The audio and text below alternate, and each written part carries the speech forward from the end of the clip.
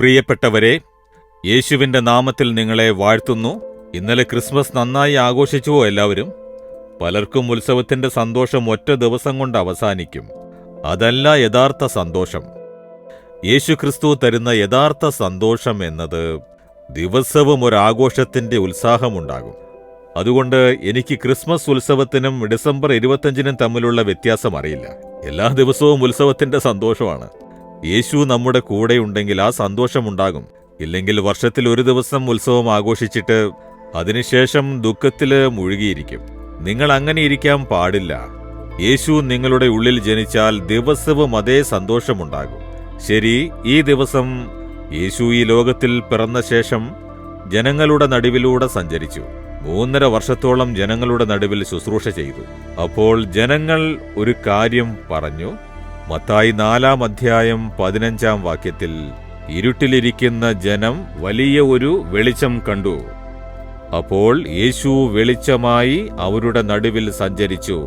ഇരുട്ടിലിരിക്കുന്ന ജനങ്ങൾ ഒരു വെളിച്ചം കണ്ടാൽ എന്തുമാത്രം സന്തോഷിക്കുമല്ലേ?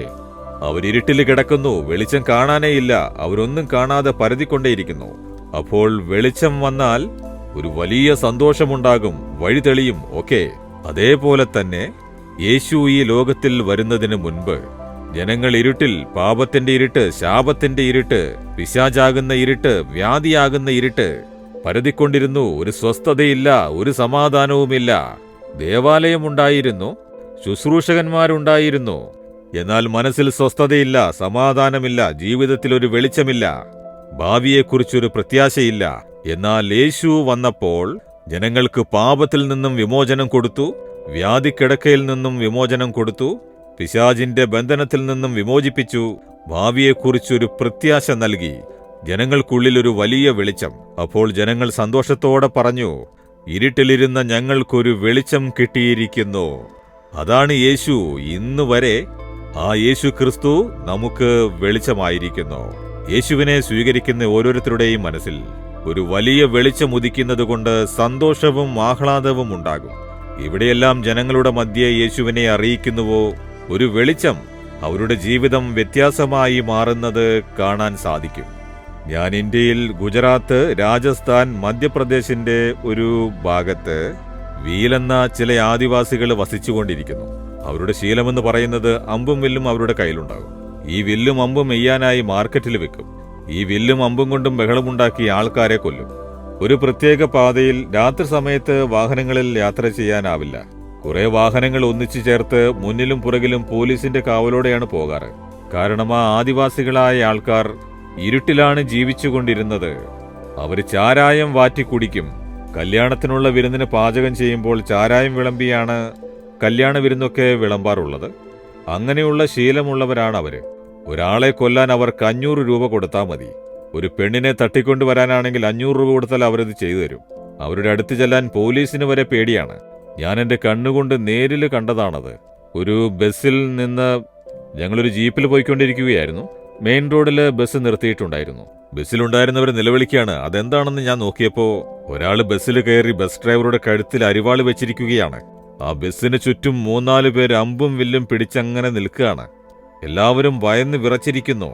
ആ ബസ്സിലൊരു പോലീസുകാരനുണ്ടായിരുന്നു. അയാൾ ബസ്സിൽ നിന്നിറങ്ങി അങ്ങ് ദൂരെ മാറി നിന്നു. ഒന്നും ചെയ്യാനാവില്ല.